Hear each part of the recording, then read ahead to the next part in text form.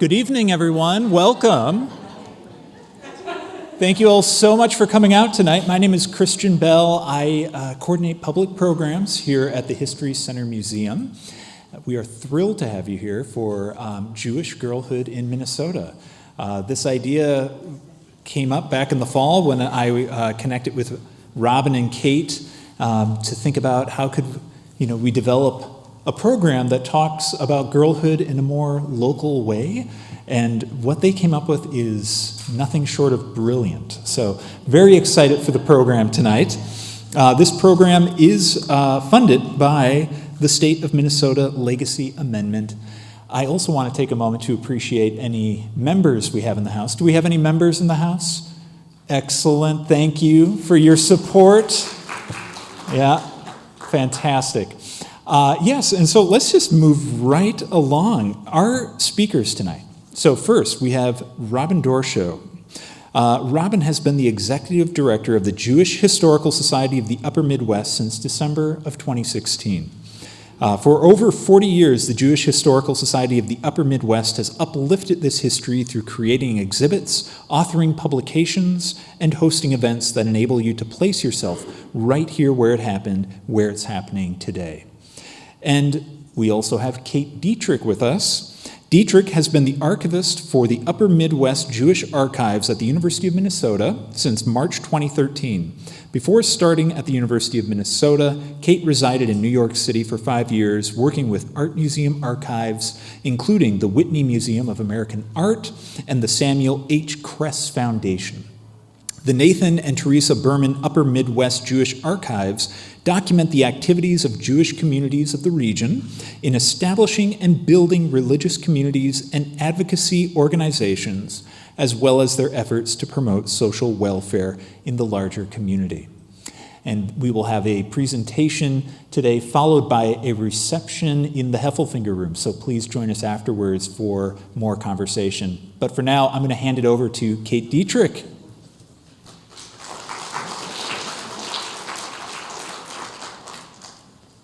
Hello, my name is Kate Dietrick. I am the archivist for the Nathan and Teresa Berman Upper Midwest Jewish Archives at Elmer Anderson Library at the University of Minnesota. Thank you so much for inviting me to speak today. Hopefully what will follow will be both interesting and entertaining. I will do my best. Today our programming is going to be in 2 sections. First, I'm going to present my talk, and then Robin with the Jewish Historical Society will come up and invite a panel of people to speak. For my part, I'm going to dive into the history of Jewish sororities here in Minnesota. And this isn't intended to be an exhaustive survey of this history. That would be way longer than the time I've been allotted. But rather, this just kind of aims to be an overview. First, though, I'm going to start with a bit of background of Jews in Minnesota and why there would be need for Jewish-specific sororities. And then I'm going to spotlight a few of the sororities before wrapping it up with a discussion on why these types of groups have value. Throughout, I'm going to be sharing images of materials that are housed in the Upper Midwest Jewish Archives. Let me begin, though, by telling you a bit about both the Archives and the Historical Society, for while we have similar goals and a shared past, we are 2 separate organizations. So, the history first began to take shape in 1984 with the establishment of an organization initially under the moniker of the Minnesota Jewish Historical Society. They were a group of Jewish community members concerned with preserving the stories of early Jewish settlers in the Midwest. Over the years, the scope and name of the organization would expand to become the Jewish Historical Society of the Upper Midwest, incorporating North and South Dakota in their collecting policy as an acknowledgement to the ties of immigration and movement between these areas. The Jewish Historical Society, under the director of historian Dr. Linda Schlaff, would for a while reside at Hamline University in St. Paul before relocating to the Minneapolis Jewish Community Center. The Jewish Historical Society continued collecting archival material and artifacts, would put on community events, mounted exhibits, and publish research that included a historical journal. Their archival collection grew as individuals and local organizations donated materials in an effort to preserve local history. In 2001, former Minnesota Governor Elmer L. Anderson extended an invitation to the Jewish Historical Society to place parts of their collection at the new library at the University of Minnesota that was bearing his name. Governor Anderson was personal friends with Nathan and Teresa Berman, who were two influential early leaders with the Jewish Historical Society. Seeing as the archival collection was growing in size and popularity, they took him up on the offer. Parts of the collection came to the Anderson Library in 2002, until ultimately in 2012, the decision was made by the board of the Jewish Historical Society to donate the entire collection to the University of Minnesota. In March 2013, I became the first dedicated archivist for the entire collection, now known as the Nathan and Teresa Berman Upper Midwest Jewish Archives. And 12 years later, I'm still here. The reunited collections have continued to grow and now comprise more than 1,400 cubic feet of material, forming a valuable resource for anyone interested in understanding the American Jewish experience from a Midwestern perspective. The materials are kept in Anderson Library, an extensive special collections library built into the bluffs of the Mississippi River on the west bank of U of M campus. The Jewish Historical Society as an organization continues on underneath Executive Director Robin Doroshow, focusing on public programming, community events, and publications. And though we are two separate organizations, we have a shared community to support. As perfectly evidenced by today, the Jewish Historical Society and the Upper Midwest Jewish Archives continue to work together around programming and community outreach. And again, we thank MNHS for inviting us to speak today. Next, before we dive into the discussion on Jewish sororities, we need to widen our lens a little bit to provide context and talk about Jewish life in Minnesota. The history of Jews in Minnesota reaches back nearly 200 years, as Jewish settlers came to the area as soon as Minnesota was established as a territory in 1849. The first wave of Jewish immigration from the 1840s to the 1880s was mostly German Jews, a more well-off immigrant group that was already somewhat established in the Americas, as evidenced by the fact that they brought with them startup capital to begin various entrepreneurial endeavors. Most are middle-class citizens who lived comfortably among other German immigrants in St. Paul, working as clothing or dry good merchants. These German Jews were responsible for establishing the very first Jewish congregation in Minnesota, Mount Zion Temple, which was established in St. Paul in 1856, 2 years before Minnesota received statehood. German Jews also established Minneapolis's first synagogue, now known as Temple Israel, founded in 1878. The second wave of Jewish immigrants in the 1880s to the 1920s were Eastern European, mostly Russian immigrants and refugees, whose social practices, languages, and socioeconomic background kept them somewhat separate from the now more established German Jews. Russian Jews came to America for some different reasons than German Jews. They left Eastern Europe to avoid violent and deadly pogroms, forced enlistment in the Russian army, as well as anti-Semitic laws and poor economic conditions that made survival difficult. However, both groups, like all immigrants to the United States, had the same economic reasons and hope as they established themselves in America. By the 1920s, an estimated 40,000 Jews resided in Minnesota, from Rochester to Hibbing. At the turn of the century, Jewish immigration was clearly booming and only really began to slow after 1924, which is the year that immigration quotas were put in place. It should be noted, however, that even as Jewish families established themselves and saw upward mobility as generations followed, Jews never became a large minority. Jews have never been more than 5% of the state's population, and presently, the Jewish population accounts for less than 1% of Minnesota's total population. So, what was life like for Jews in Minnesota? In 1930, Rabbi C. David Matt from Adath Yeshurun Synagogue in Minneapolis wrote that, quote, "It goes without saying that whenever economic conditions are not the best, the surest barometer and the greatest sufferer is the Jew." Like any immigrant community, particularly ethnic or religious minorities, Jewish families throughout the upper Midwest faced prejudice, coming up against anti-Semitism throughout the years. In the 1930s, with the nation in the midst of the Depression, extremist movements flourished. The United States was awash in organizations whose platforms rested on anti-communism and anti-Semitism, reflecting the growing success of Nazism and fascism in Europe. Unfortunately, tens of thousands of Americans found theories of Jewish conspiracies, power, and manipulation entirely convincing. They joined organizations, listened to radio broadcasts attacking Jews, and distributed leaflets proving these conspiracies. Churches were led by men who preached these ideas from their pulpits on Sunday.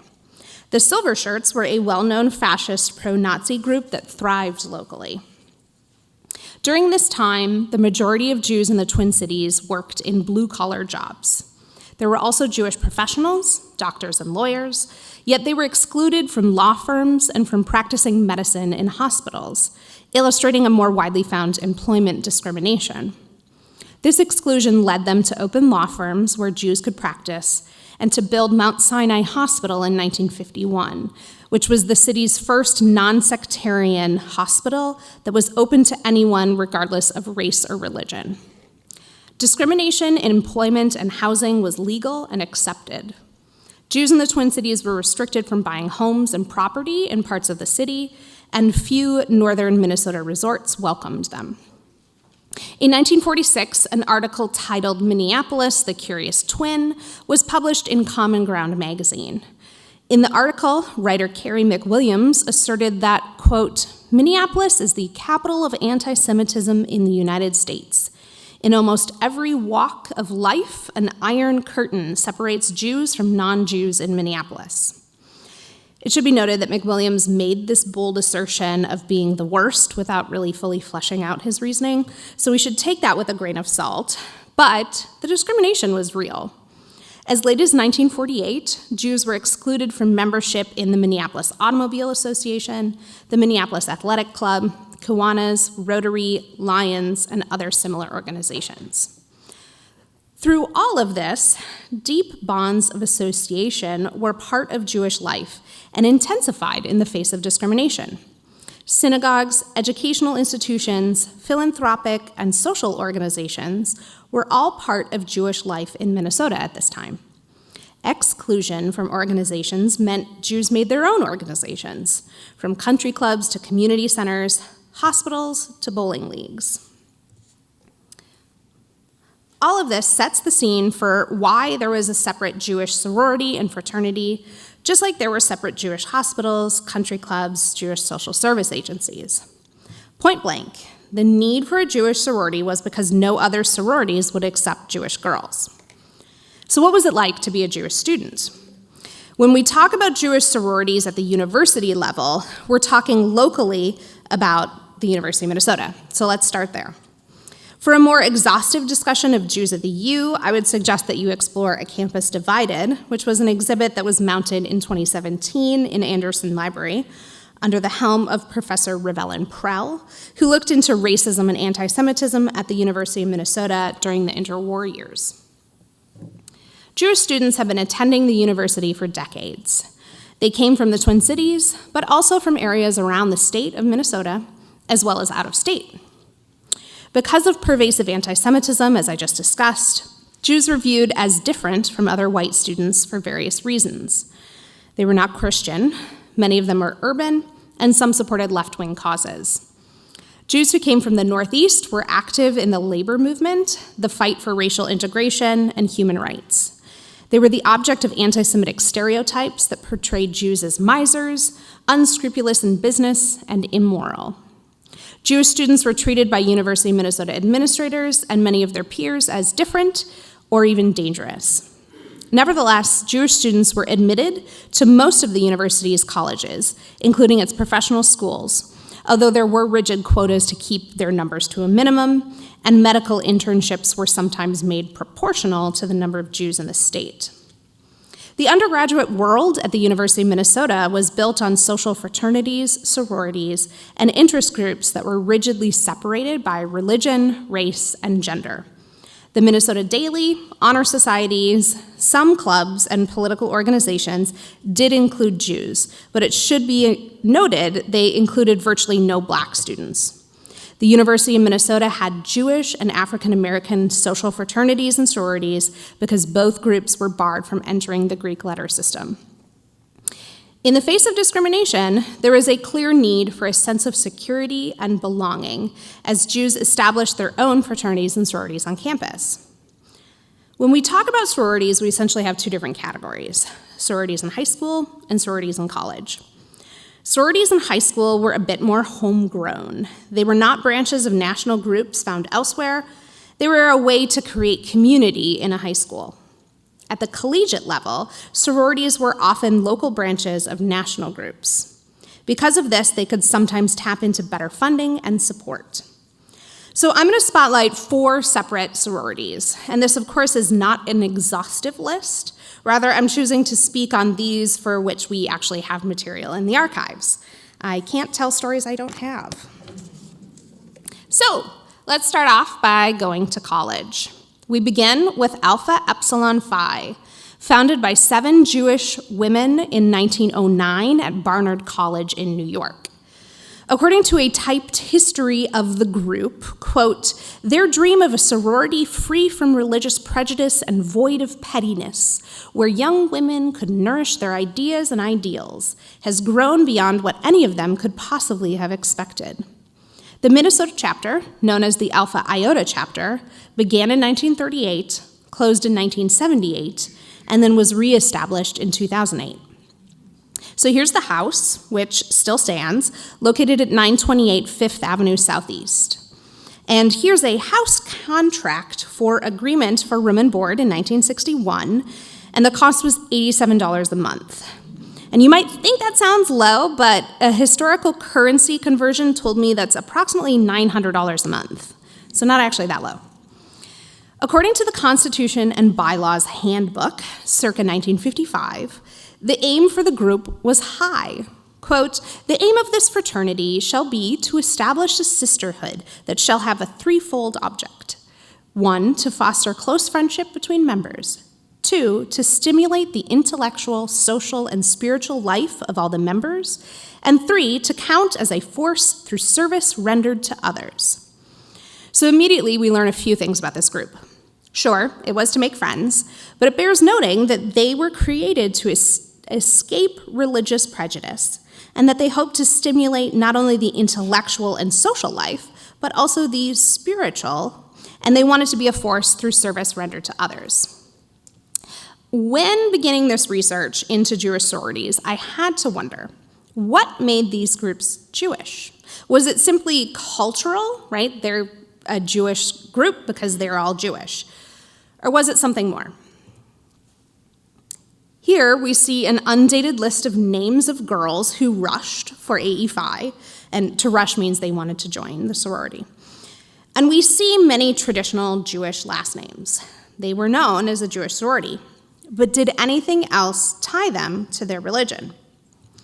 The only thing that I was able to find was in the Rush booklet that details the service that the girls had to go through to become initiated into the group.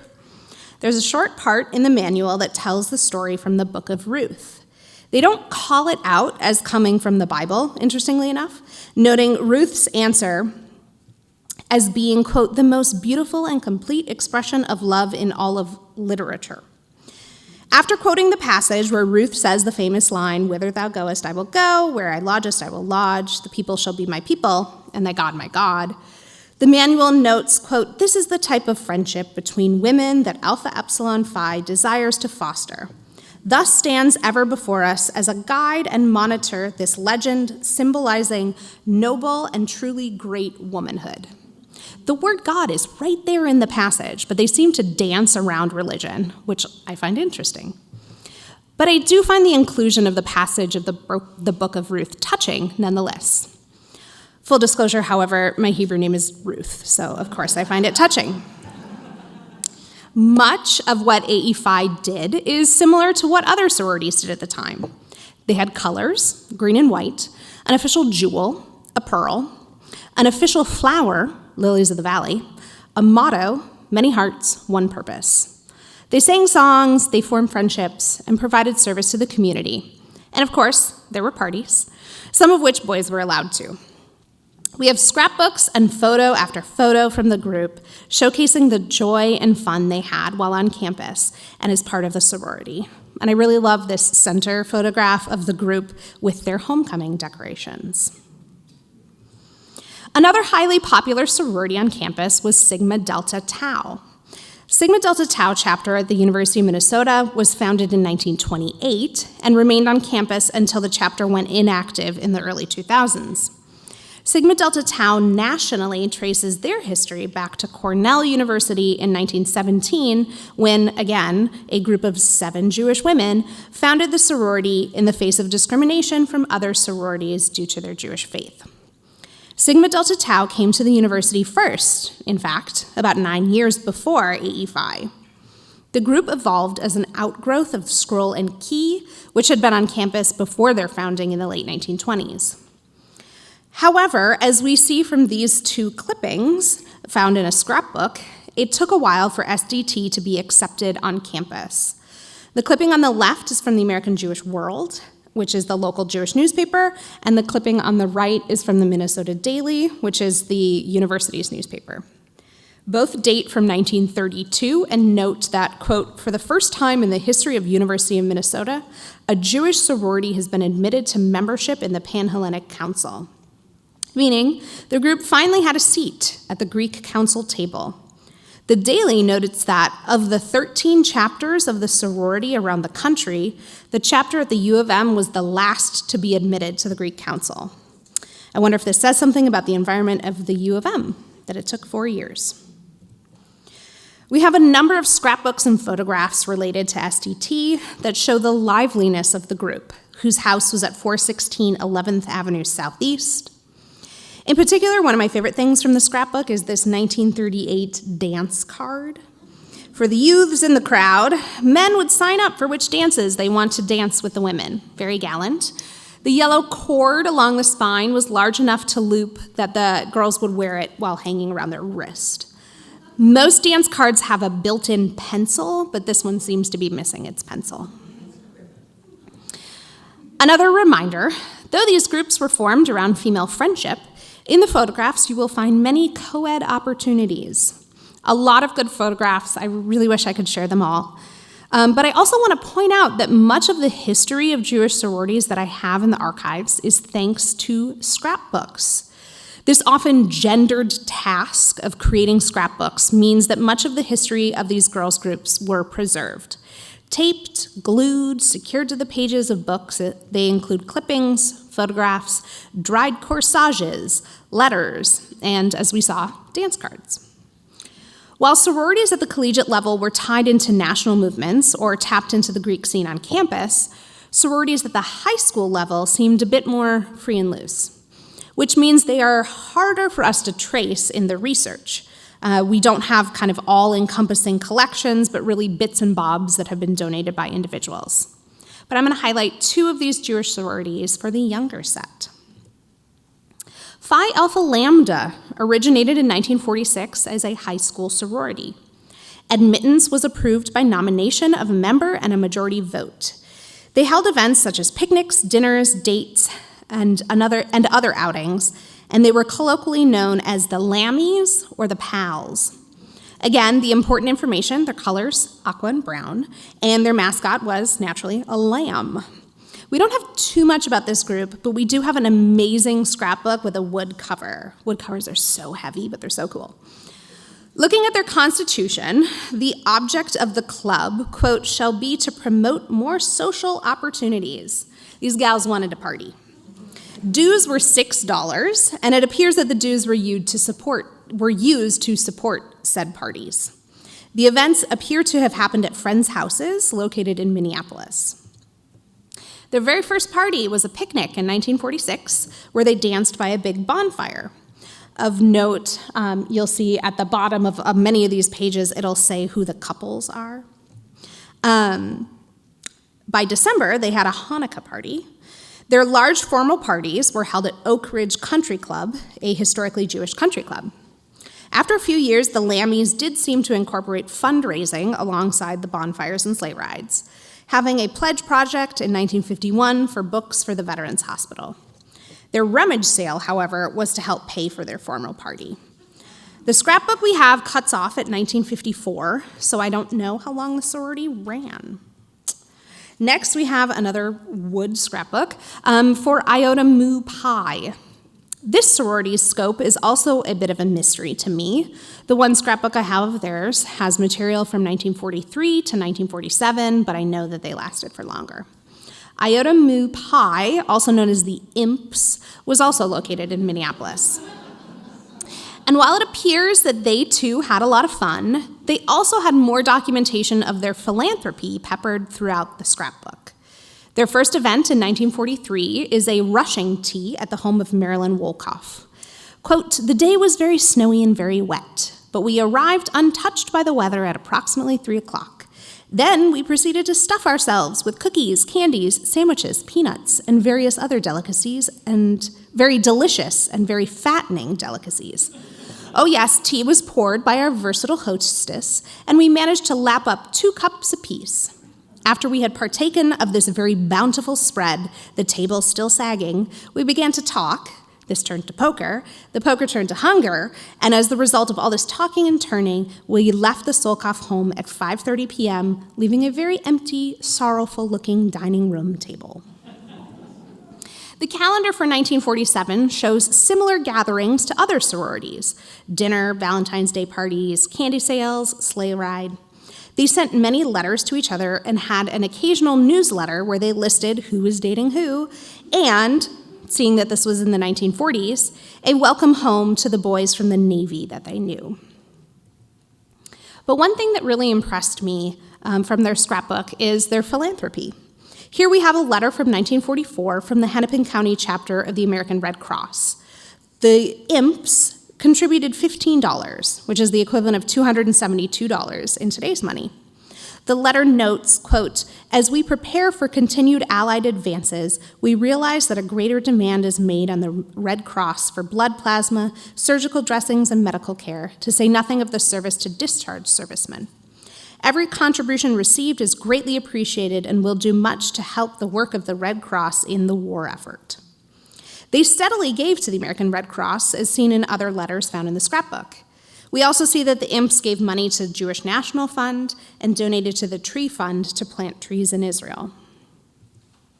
So these are just a few sororities. There were, of course, others, including Phi Mu Kappa, which was based at the Central Community House in St. Paul, Theta Epsilon Delta, Delta Omega Iota, Sigma Theta Pi, and more. I'd also love if someone could illuminate for me who the Perdettes were in St. Paul. They were related to, I think, Central High School. All of these groups were a way for young girls to come together in friendship, to form bonds with other girls, to create connection in a society that could at times be hostile to them as Jews, and as a way to provide service to communities.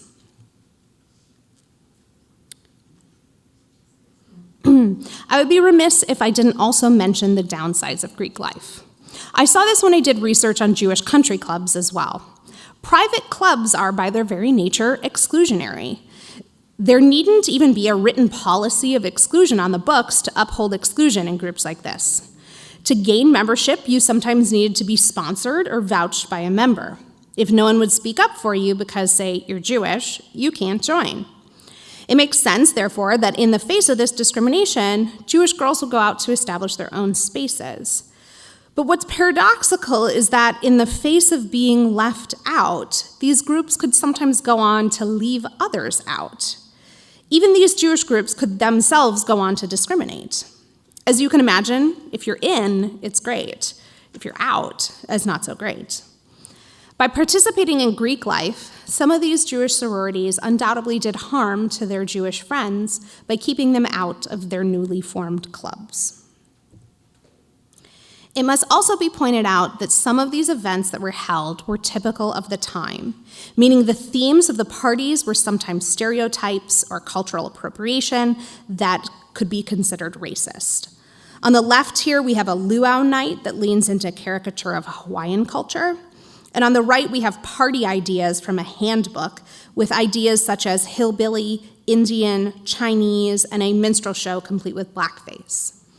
Encountering these things in 2025 can be jarring, but a conversation around this should be more greatly explored at another time. If you've been upstairs in the Girlhood exhibit that prompted this presentation, you will see an exhibit that covers the complexity of girlhood, from sports to service, politics to fashion. But what I saw as the greatest strength of the exhibit is that it takes girls seriously. Girls and girlhood have been derided for generations, from serious offenses like oppression and silencing their voices, to making girls' passions and hobbies the butts of jokes. We could look at sorority life and make a joke of it as well. They sang silly songs, hosted frivolous parties, had weird rituals. But what underlies all of this is building a bond of friendship. Female friendships are essential to get through not only youth, but adulthood. These groups and bonds are all the more essential if you're a minority community that carved out pockets of joy in a world that was otherwise discriminatory. What happened to these women once they aged out of their college or high school sororities? I don't have hard data on all of them. What I will say is, in the Jewish community, women continued to participate in organizations. They undoubtedly took the skills they learned from their education, leadership, and fundraising in sororities and brought it to organizations like National Council of Jewish Women, the Mount Sinai Hospital Auxiliary, or Hadassah. In these organizations, they continued to raise serious money for charities, all while pushing for social change in both the Jewish community and communities beyond.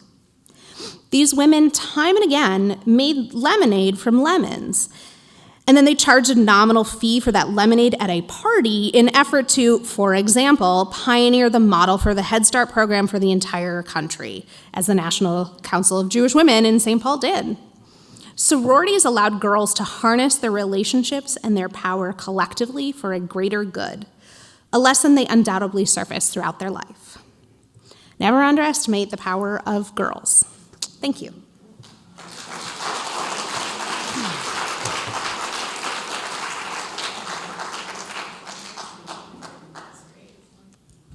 Can you hear me? Okay, great. Hi, everyone. I'm Robin Doroshow, and I am the director of the Jewish Historical Society of the Upper Midwest. And Kate, I want to say that was great. Just like a terrific nutshell version of history. So thank you. I feel like it needs to be published somewhere. So thank you very much. So I have with me, to my right, Linda Sternstein, who was a member of AE5, and Raleigh Kaminsky, I'm not going to remember Raleigh Kaminsky, who was also a member of AE5. Until yesterday, I expected Cheryl Sue Warren to be joining me, who was a member of SDT, but she was unable to join us. So I'm kind of going to wear two hats here. I am going to moderate, and I was also a member of SDT at the U of M, so I might jump in here and there. So first of all, we're going to just have a very casual conversation. But let's start with Linda. And if you want to tell us your name and about the years you were at the U and in sorority and where you came from. Okay. Is this on? Yeah, it is. Okay, my name's Linda Stein. Sternstein because my married name. I dotted the R after we got married, so it became Sternstein. I grew up in Grand Forks, North Dakota, so coming to the university was a pretty exciting thing for me. The size of the university was the same size as my community. I mean, all of Grand Forks. So it was quite a change. Oh, and I was there from 1967 to 71. Thank you, Linda. So did you go through Fall Rush, the formal rush, or did you rush in a different way? I went through formal rush. Yeah. Great. So did you consider other sororities? And then I'm going to ask you the flip side of that. Did other sororities consider you? Actually, I was rushed by AE5 and by a non-Jewish sorority. It was a real good sorority, but it was also, I think, the only other sorority on campus other than the 2 Jewish sororities to accept Jewish students. But coming to the University of Minnesota, when I came, my parents thought that a degree was a degree, so I could have gone to school in North Dakota. I could have gone to the University of Minnesota. I could have gone to Harvard. The degree didn't make a difference to them, but what was important was that I go to a community that had Jewish students. So the idea of going to a sorority that wasn't Jewish was not something I could consider. Interesting. So based on your answer, there were a number of sororities, I take it, that would not have considered you. I believe that there was just one non-Jewish sorority that had Jewish people. Raleigh was on campus at the same time. I don't know if you recall that, but I think that was the case. Okay, well, let's go over to Raleigh, and we'll come back with some other questions. So tell us a little bit about your time at the U and where you came from and all of that.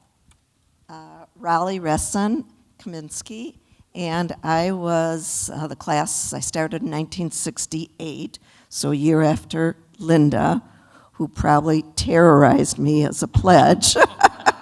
Gee, I hope being not. older, and graduated in 72.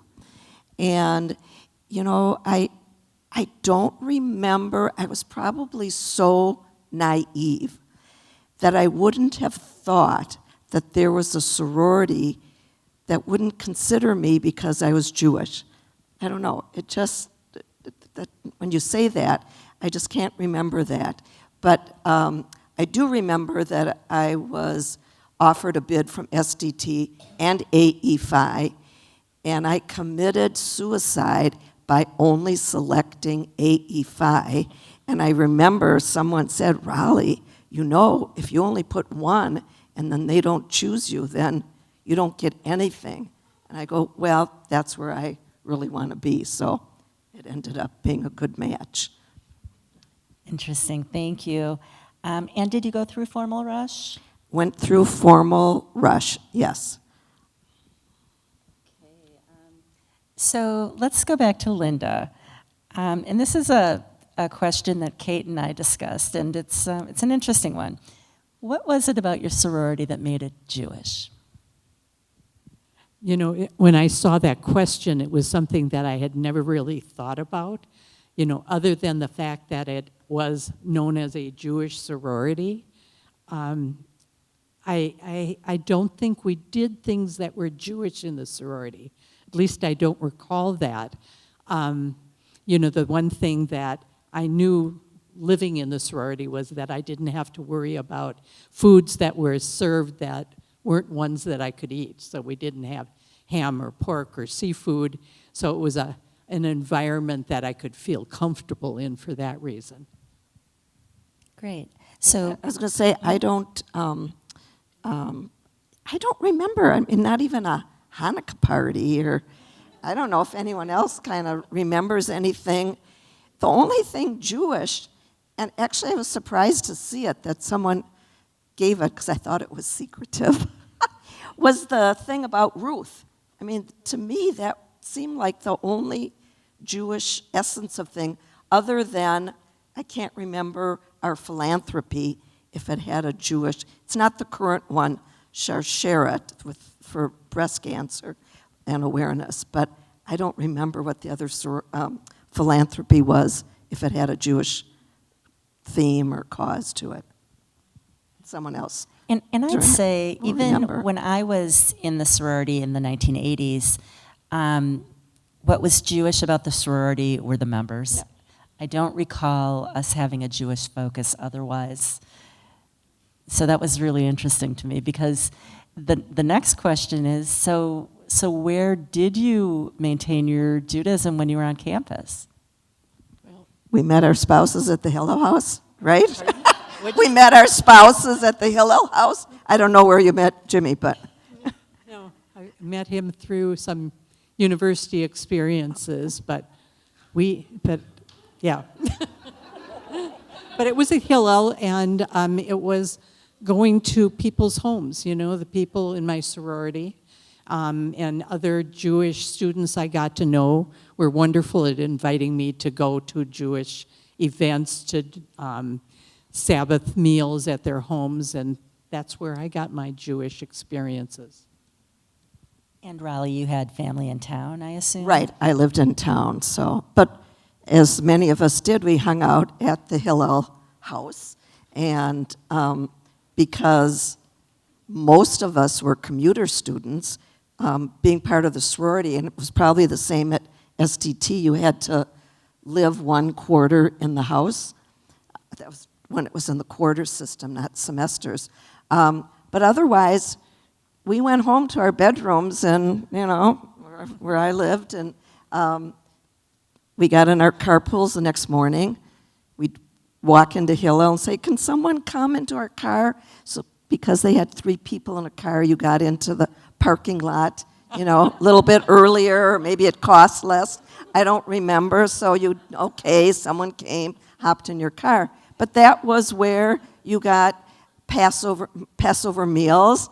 My mom, Katie, may she rest in peace, she always was on the food cooking crew with a lot of other probably moms, and made the Rosh Hashanah lunches, Passover things, and she always gave Randy, my husband, extra servings when we were dating. So that was a good time, and I think they still do meals there, and professors would come. So I would say that was kind of the Jewish focus of our existence on campus, more so than Judaism in the sorority houses. Can I add, I think what Raleigh said was really important, that the university was very much a commuter school. So being someone from out of town, the important thing for me, a big part of joining a sorority, was because it was a place to live. And even when I was there some years later, and it was maybe a little bit less of a commuter school at the time, I had much the same experience where any sort of Jewish connection was really through Hillel, not through the sorority. So I'd like to introduce the idea of antisemitism that no one is a stranger to. But what part, if any, did it play in your time on campus, and was it, if you experienced it, was it towards you as an individual or as a member of the sorority? You know, again, I don't recall experiencing any anti-Semitism. A lot of my close friends were not Jewish outside of the sorority, and I felt very accepted. And I would agree. And when you think back, you know, we would have different events with other fraternities or sororities. And no one said, "Oh, we're not going to invite AE5 or SDT, because those are all the Jewish girls." I mean, I don't know. It was coming into the Vietnam War era, protest, maybe more accepting of people. So maybe a little bit of that passed, maybe after the 50s. I don't know. But I didn't experience that. Did you? know, I didn't. I would say I didn't. I did have an interesting experience while in the sorority, and it was probably 83 or 84, and I had told Kate about this. And I remember at the time thinking it was kind of a cool thing, and looking back, I don't know that it was such a cool thing. Homecoming, it was either 83 or 84, the homecoming king and queen were both Jewish. They were from SDT and Sigma Alpha Mu. And the woman who was the homecoming queen was a year ahead of me at SDT. And we all thought this was great. And then I thought, I think that's kind of odd looking back at it, that they would both be royalty in that year, that it was kind of being called out in a way that maybe wasn't so nice, or seems strange in retrospect. Well, before we open it to questions from folks in the audience, I wanted to ask if you have any specific memories or anything in particular you'd like to share from your time in the sorority. Yeah, Robin sent us these questions beforehand to let us think about them. There were two thoughts that I had related to that. One was kind of follow up on what you just said, that one thing that I found fascinating was that the Jewish sororities never seemed to do things with the Jewish fraternities. It was always non-Jewish fraternities when there was an activity together. And I always thought, if I had gone to that non-Jewish sorority, I might have met a lot more Jewish guys.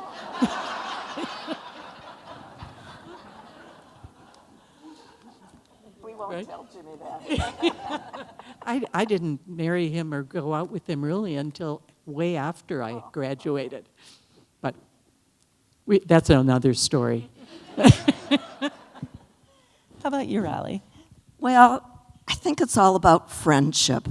And, I mean, just the fact that you see someone sitting here and go, oh, I haven't seen you in years.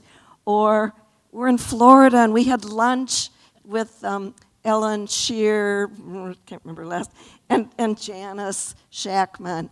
And we're sitting there and we were talking about this event, or we were talking about, well, we should have a reunion. Sorry, I'm not planning it. Someone else can step up to the plate. The fact that I play canasta and I have neighbors, Roz Kaplan, we were sorority sisters. Harriet Suatez Ingber, who I golf with, and she was so mean as the pledge mom. And I told her sister, Eileen, I said, Harriet was so mean. We were petrified of her. Just seeing these people through our regular lives and having just lifelong friends. And if we had better memories, we could remember all the fun things we did or the things we shouldn't have done. But there are memories that, we just hold dear forever.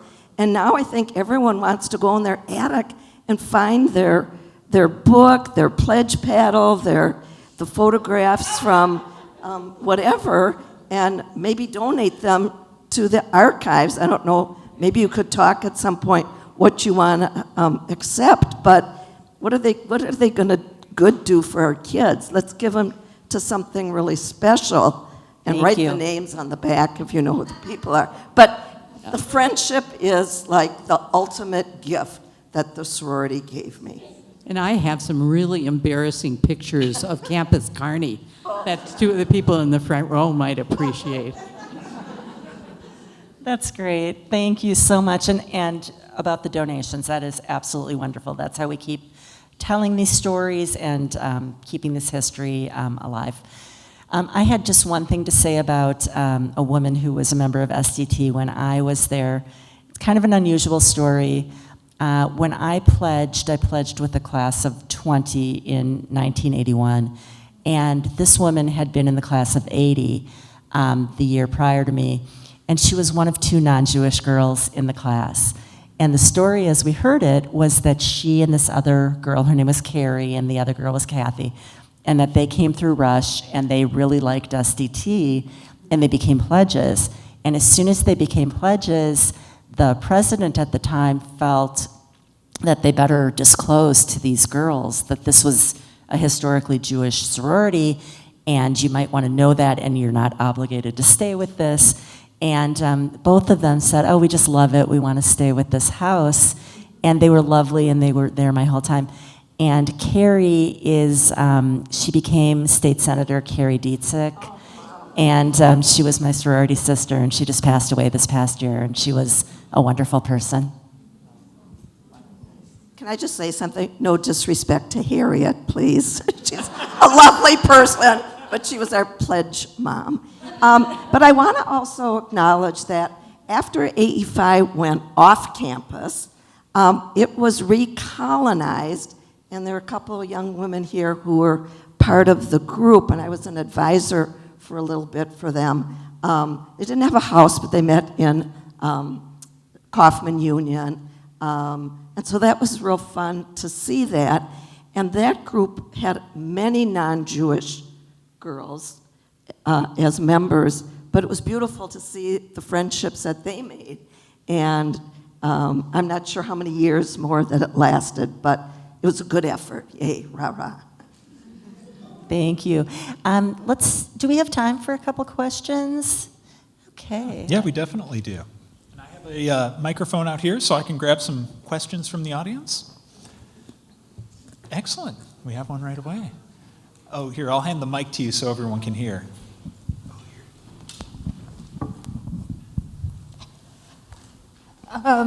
My question is, why a sorority? A sorority seems to have like a bunch of other stuff going on. Like in the presentation, they mentioned how there were like colors and jewels and stuff, and they could sometimes be exclusionary. So why did people feel like they had to make a sorority in order to form communities?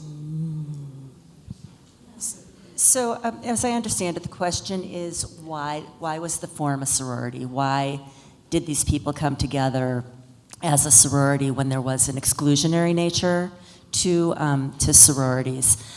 It's an interesting question. I think people want to be a part of organizations, especially young people. When I think back to college, what were my friends doing? And they were going to be in sororities, and that was as influential to me as anything else, was to be part of that same group. But it's an interesting point that you raised and that Kate mentioned, that these people who were being excluded went on to become part of an exclusionary group, or an exclusive group, I should say. Many of us, Jewish students during high school, were part of organized activities with the B'nai B'rith Youth Organization and United Synagogue Youth, and I can't remember the one from Temple Israel, the Reform Unit. But we were used to being together, doing activities, having car washes to raise money for things. And I think the fact that the University of Minnesota was a commuter school, you wanted to have a sense of community.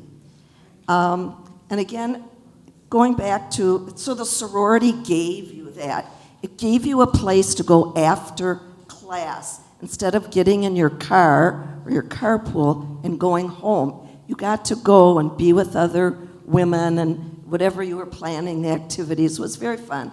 But the part about exclusionary, and I feel this in my heart for a friend who was going through Rush, and she wasn't accepted by AE Phi. I feel bad about that to this day, and I can just imagine how she felt. Again, I was a naive, I think I was, I wasn't even 18 when I started the U, December birthday, so full disclosure. But we were so naive, I think, about some of those things. Totally different now. Yeah, I would agree. I don't have much to add, except that for me, joining a sorority was an opportunity to have a place to live. And that was a big factor. The food was better. The food was better. True.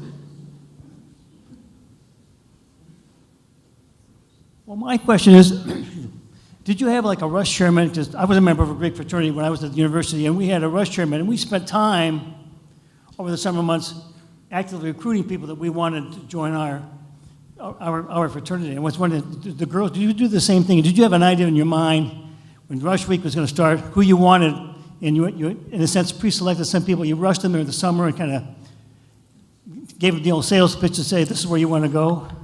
Or did you guys just kind of wait till everybody came through the line and pick what you wanted?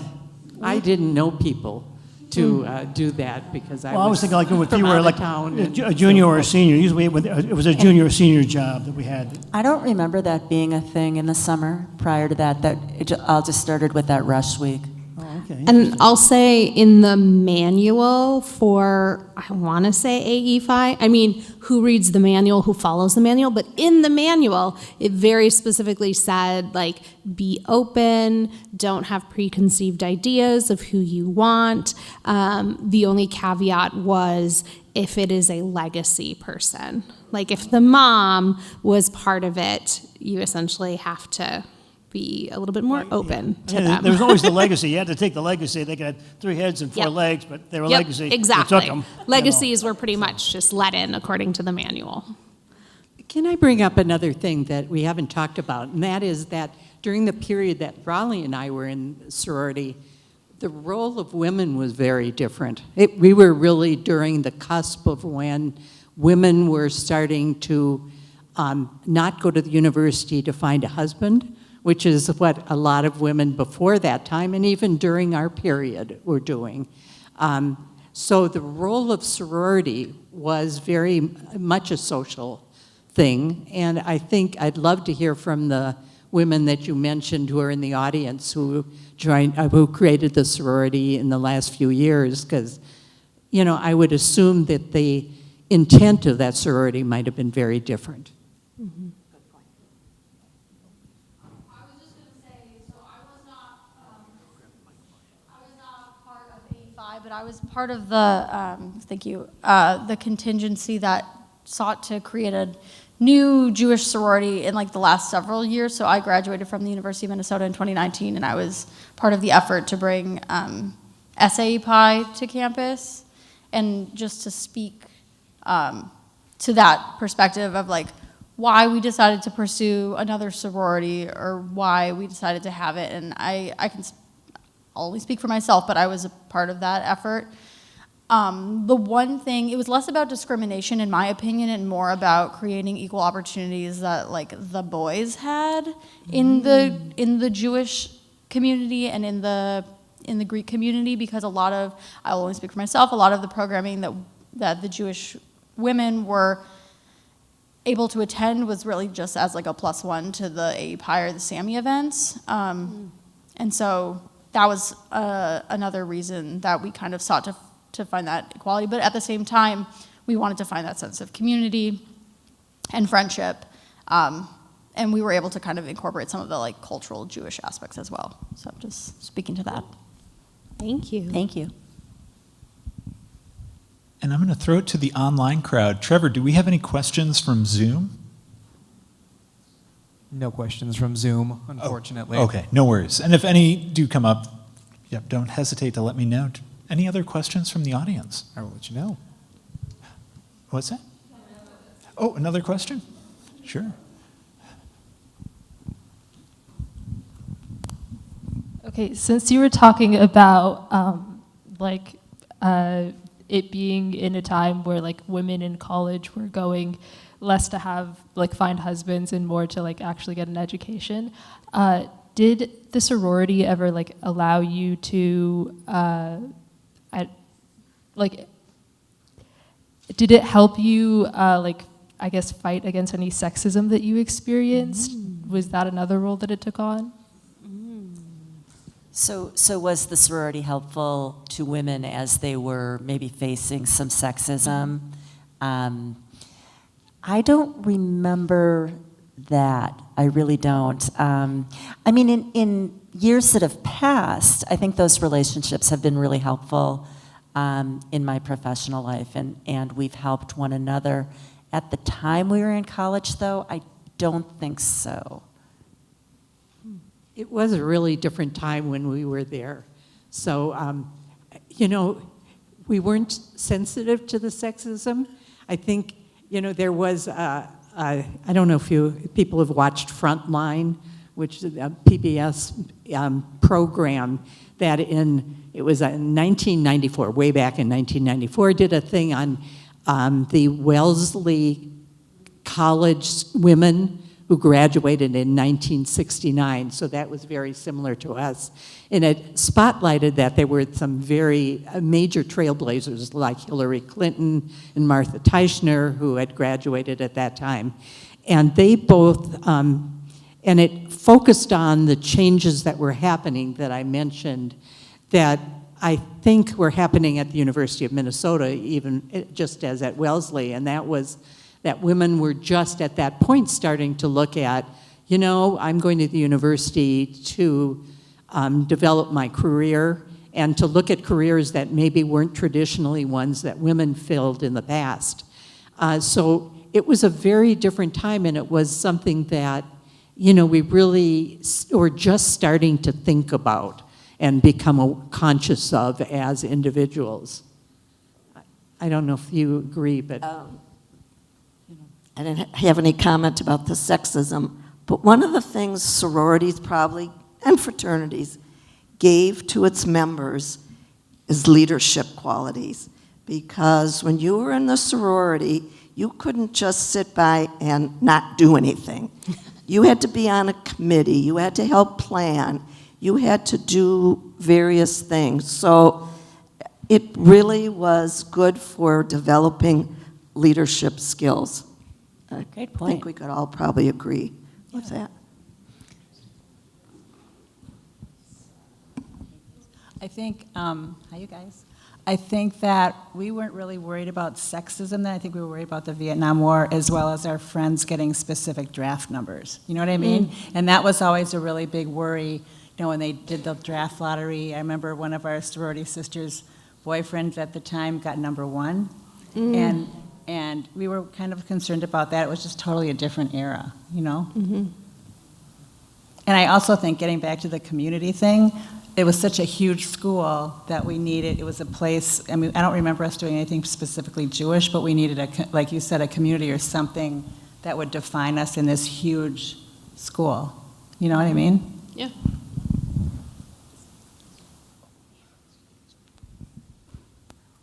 Excellent. Well, that brings us to the end of our program, but it doesn't end here. We will have a reception afterwards to continue our conversation.